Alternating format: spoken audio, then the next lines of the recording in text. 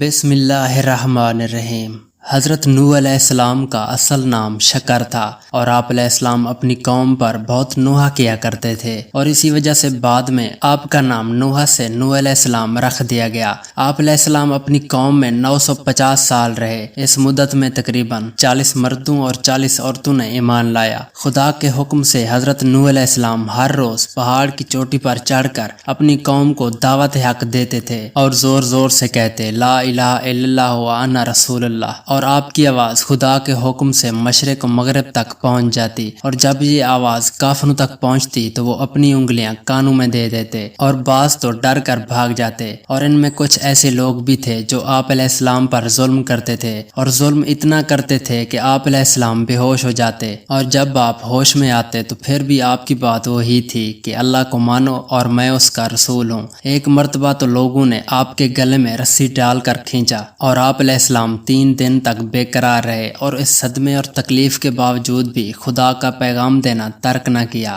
مختصر یہ کہ آپ علیہ السلام نے لوگوں کے اس رویے اور سلوک کے باوجود بھی اپنی جدوجہد جاری رکھی، اور حتیٰ کہ طوفان کی نوبت آ پہنچی تو حضرت نوح علیہ السلام اللہ سے مخاطب ہوئے اور فرمایا کہ یا اللہ، میں اپنی قوم کو پکار کر سمجھا کر بلا کر کہتا رہا اور آپ کا پیغام دیتا رہا، مگر میری قوم نے مجھے سوائے غم و پریشانی و تکلیف اور ظلم و ستم کے کچھ نہیں دیا۔ تو اس کے بعد حضرت نوح علیہ السلام کی بیوی جو کافرہ تھی، اس نے لوگوں کو یہ کہنا شروع کر دیا کہ نوح علیہ السلام دیوانے ہیں اور وہ یہ باتیں اپنے دیوانے پن کی وجہ سے کہتے پھرتے ہیں، لہٰذا ان کو مارا پیٹا نہ کرو۔ لیکن اس کے باوجود بھی لوگ ظلم و ستم سے باز نہ آئے، اور حتیٰ کہ ایک دن آپ کو اتنا مارا پیٹا کہ آپ کے کپڑے بھی لہو لہان ہو گئے، اور اسی وجہ سے آپ کو جلال آ گیا، اور آپ نے اللہ سے دعا مانگی اور کہا مجھ پر جو ظلم ہوا ہے مجھے اس کا بدلہ چاہیے۔ تو آپ علیہ السلام کی دعا قبول ہو گئی، اور فوراً حضرت جبرائیل علیہ السلام نے نازل ہو کر اللہ کا پیغام اور جواب دیا۔ اللہ نے فرمایا کہ یہ قوم اب تم پر کسی بھی صورت میں ایمان نہیں لائے گی، لہٰذا تم وہ درخت لگاؤ جس کا شاید پہلے حضرت نوح علیہ السلام کو حکم دیا گیا تھا۔ اور ایک روایت یہ بھی ہے کہ حضرت جبرائیل علیہ السلام نے ایک درخت کی شاخ جنت سے لا کر حضرت نوح علیہ السلام کو دی، اور آپ علیہ السلام نے وہ زمین میں بو دی، اور وہ درخت نشو و نما پانا شروع ہو گیا۔ خیر وہ درخت 40 سال کے بعد اس قدر بڑا ہوا جس کا تنا 400 گز موٹا ہو گیا اور لمبائی 600 گز ہو گئی، اور اسی 40 برس میں کافروں کی تمام بیویاں بانجھ تھیں اور نسلیں منقطع اور باقی عذاب الہی سے معذوب ہوئیں۔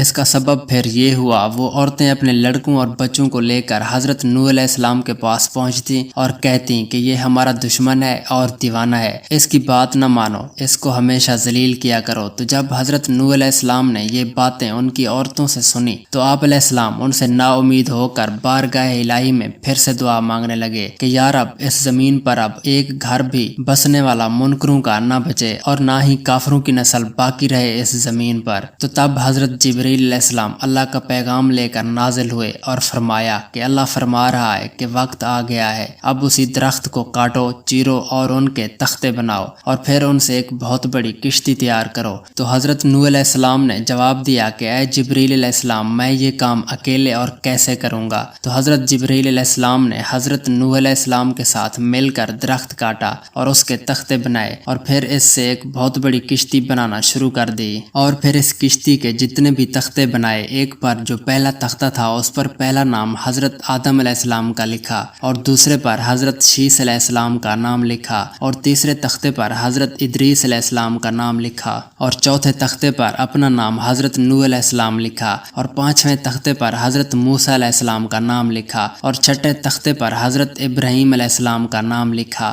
اور 7ویں تختے پر حضرت صالح علیہ السلام کا نام لکھا، اور اسی طرح 1,24,000 پیغمبر کا نام لکھا، اور آخری تختے پر ہمارے پیارے نبی حضرت محمد صلی اللہ علیہ وآلہ وسلم کا نام مبارک لکھا۔ اور جب یہ کشتی تیار ہو گئی تو اس کا طول 1000 گز اور عرض اس کا 400 गज था। तो काफिर इतनी बड़ी किश्ती देखकर हंसते थे और बातें करते थे, और हत्ता कि जब पास से गुजरते थे तो अफसोस करते थे कि इतनी मेहनत फजूल की है। ये बातें सुनकर हजरत नूह अलैहिस्सलाम भी उन पर अफसोस करते थे और हंसते भी थे कि देखो इन पर अजाब आने वाला है, और फिर भी ये लोग हंसते और मजाक समझते हैं। अलगर्ज किश्ती तैयार होने के बाद इसके 4 तख्ते कम हो गए, और अल्लाह ने फिर वही की कि जाओ और दरियाए नील में एक दरख्त है, उसे काट कर उसके बकिया 4 तख्ते तैयार करो। तो फिर हजरत नूह अलैहिस्सलाम ने अपने बेटों को फरमाया कि फलां जगह दरख्त है, काट कर लाओ, तो उन्होंने इनकार कर दिया। इसके बाद आप अलैहिस्सलाम ने औज बिन अनक को बुलाया और पूछा कि दरियाए नील का रास्ता तो खूब जानते हो,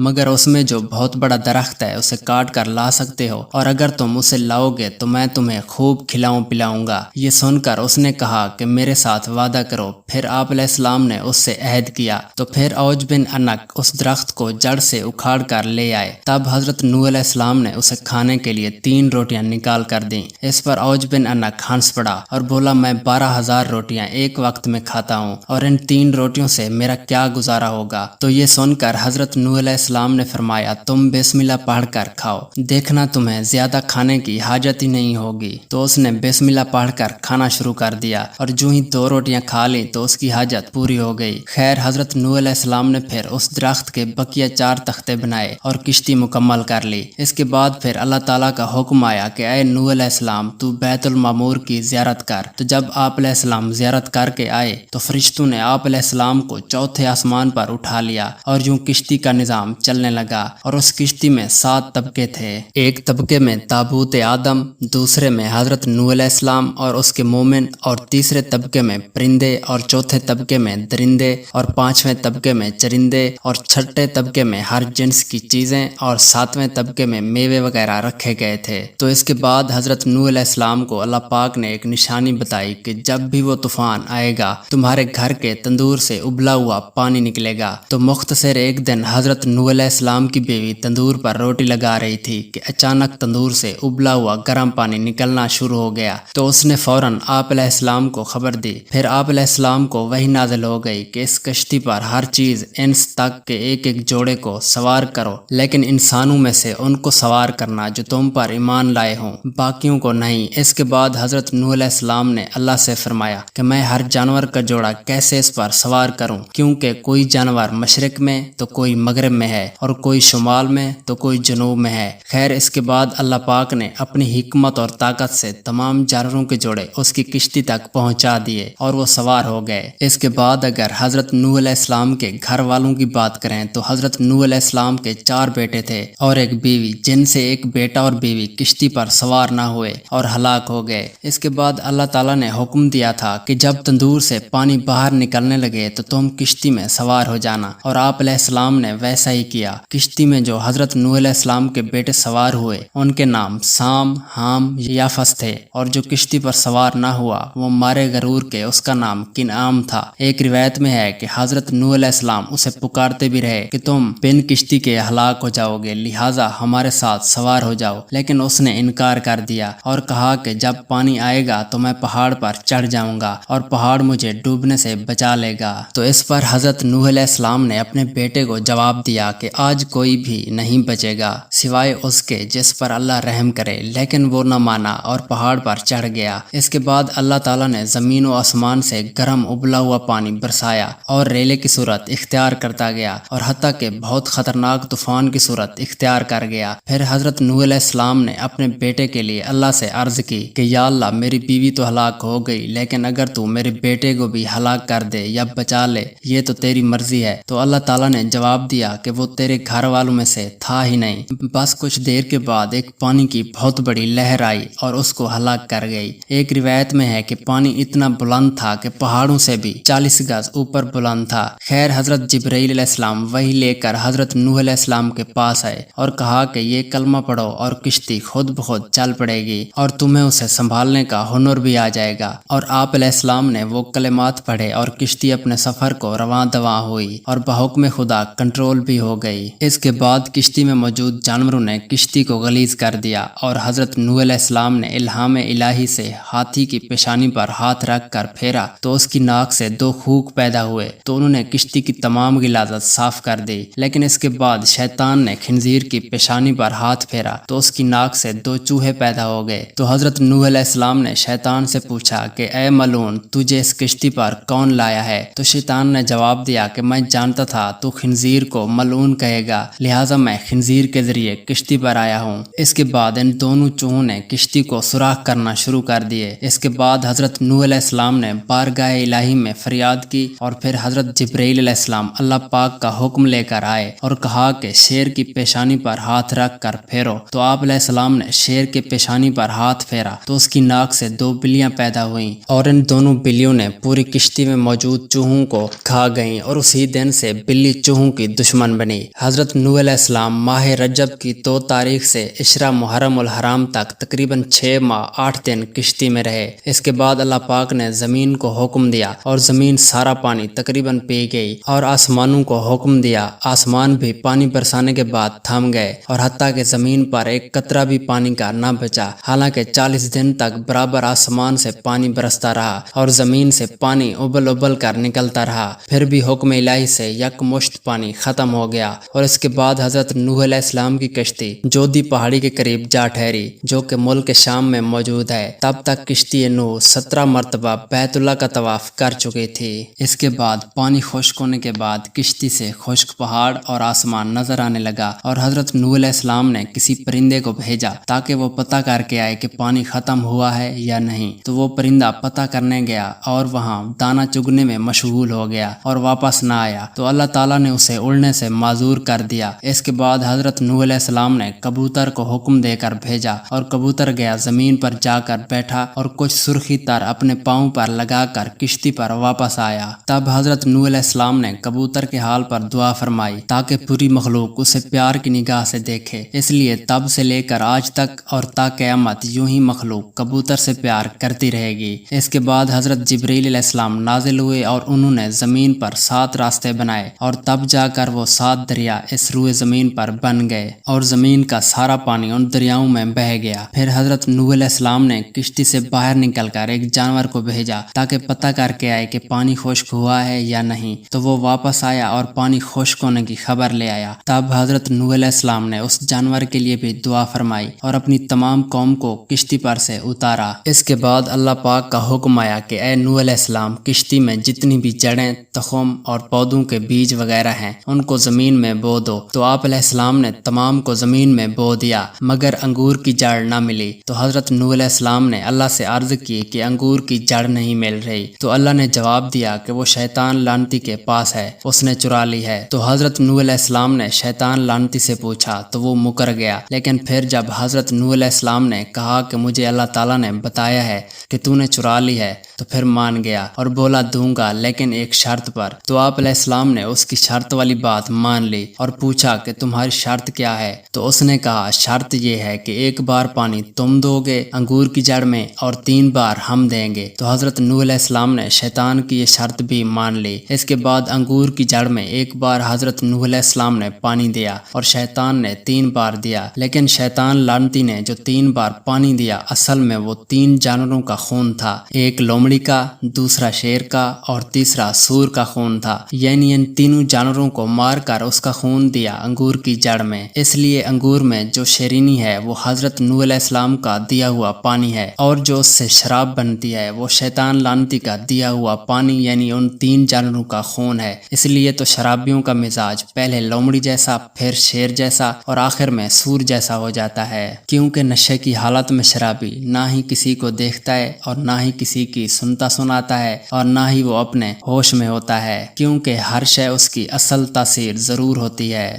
خیر اس کے بعد حضرت نوح علیہ السلام نے شیطان سے پوچھا کہ تم میرے کس گناہ سے خوش ہوئے ہو؟ تو شیطان بولا کہ اے نوح علیہ السلام، تو نے کوئی گناہ نہیں کیا، لیکن بارگاہ خدا میں تم نے جو دعا مانگی ہے اس سے ہزاروں کافر ہلاک ہو گئے اور دوزخ میں میرے ساتھ ہمیشہ جلتے رہیں گے۔ تو یہ سن کر حضرت نوح علیہ السلام 100 سال تک روتے رہے۔ ایک دن حضرت نوح علیہ السلام نے شیطان سے پوچھا کہ کس فعل کی وجہ سے اولاد آدم علیہ السلام دوزخ میں جائے گی؟ تو شیطان بولا 4 چیزوں کی وجہ سے: حسد، حرص، تکبر اور بخل کی وجہ سے۔ تو حضرت نوح علیہ السلام نے ان باتوں کی شرح پوچھی تو اس نے جواب دیا کہ میں نے اللہ تعالیٰ کو 70,000 سال سجدہ کیا، عبادات کی۔ پھر جب اللہ نے حضرت آدم علیہ السلام کو سجدہ کرنے کا حکم دیا تو تمام فرشتوں نے سجدہ کیا، لیکن میں نے حسد میں آ کر سجدہ نہ کیا۔ نمبر 2، پھر حکم خدا آیا کہ تم نے سجدہ کیوں نہیں کیا؟ تو میں تکبر میں آ گیا کہ میں آگ سے بنا ہوں اور یہ مٹی سے۔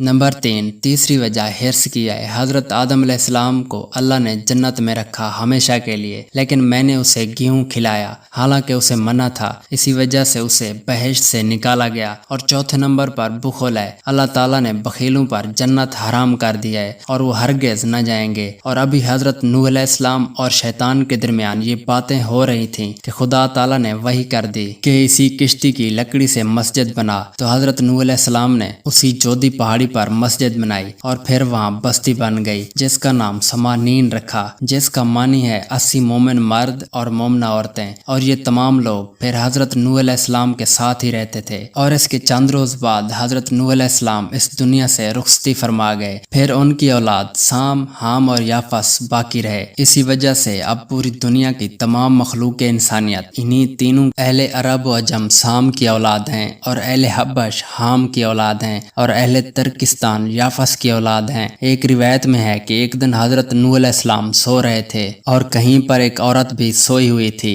اور اس کے جسم سے کپڑا ہوا کی وجہ سے سرک گیا، اور جب حام کی نظر پڑی تو وہ ہنسی سے چپکا ہو رہا تھا۔ تو جب سام کی نظر پڑی تو اس نے اس عورت کا کپڑا ٹھیک کر دیا۔ پھر جب حضرت نوح علیہ السلام نیند سے بیدار ہوئے تو ان دونوں کا ماجرا سنا اور سام کو دعائیں دیں، اور اسی وجہ سے سام کی اولاد پیغمبر اور حام کو بد دعا دی۔ اس کی اولادیں کالی اور ان کا چہرہ بھی کالا ہے۔ خیر اس کے بعد سام کی نسل نے کوفے، شام، یمن اور مغرب میں ہجرت کر لی اور شہر بسائے، اور حام کی نسل نے ہندوستان کا رخ کیا اور وہاں جا کر شہر آباد کیے، اور بعض نے ترکستان جا کر شہر آباد کیے۔ چنانچہ سارا جہان ہی ان تینوں کی نسل سے آباد ہوا۔ سب سے پہلے شیطان نے ہندوستان آ کر ان کو بت پرستی سکھائی، پھر عرب ممالک کو بھی گمراہ کرتا رہا۔ اس کے بعد عرب میں ایک جرہم تھا جو قد و جسامت میں بھی کافی بھاری تھا۔ یہ اس ملک کا بادشاہ تھا۔ اس ملک میں اس کا کوئی ثانی نہیں تھا اور اس کا قد تقریباً 400 گز بلند تھا، اور تمام عرب کے رہنے والے اس کے فرما بردار تھے۔ اس نے اپنے ملک میں باغات لگائے، نہریں کھودیں اور بھی بہت سے کام کیے، جس کی وجہ سے اس کی مقبولیت بڑھتی گئی، اور وہ 700 سال ہو گئے تھے مرا نہیں تھا۔ سب لوگ اس کی موت کو بھول گئے تھے، اور اس کی نسلوں کی بھی زندگی لمبی تھی۔ اور ایک روایت میں ہے کہ حضرت موت اسی کا نام تھا۔ مختصر یہ کہ عرب کی تمام زمینوں پر صرف وہی آباد تھے، اور یہ تقریباً سارے کے سارے ہی جاہل اور بے علم تھے، کسی بھی چیز کا کوئی علم نہ تھا۔ چنانچہ ایک دن شیطان ان کے پاس آیا اور پوچھا کہ تم کس کی پرستش کرتے ہو؟ تو انہوں نے صاف جواب دے دیا کہ ہم کسی کی پرستش نہیں کرتے اور نہ ہی ہمیں کسی چیز کا علم ہے۔ تو ان لوگوں کی باتیں سن کر شیطان نے کہا کہ میں تمہیں بتاؤں گا کہ تمہارے باپ دادا کس کی پرستش کیا کرتے تھے۔ تو اس کے بعد شیطان ان کو ہندوستان لے گیا، اور وہاں یہ سب لوگ ہندوستان میں رہنے والے لوگوں کی پرستش کرتے تھے۔ اس کے بعد شیطان نے لوگوں کو دکھایا کہ دیکھو یہاں کے لوگ تو بتوں کی پوجا اور پرستش کرتے ہیں، تو تم بھی انہی کی کرو۔ تو پھر وہ لوگ بھی اسی بت پرستی کے قائل ہو گئے۔ اور یہی نہیں بلکہ ہندوستان میں 5 بت تھے جن کا نام ٹھاکر، بدھ، سوا، یاگوس اور نصر تھے۔ پھر یہ تمام لوگ ان کو مل جل کر اپنے گھروں میں لے گئے اور ان کو ایک ساتھ رکھ کر پوجا کرنے لگے۔ یوں تمام عالم بت پرست بن گیا۔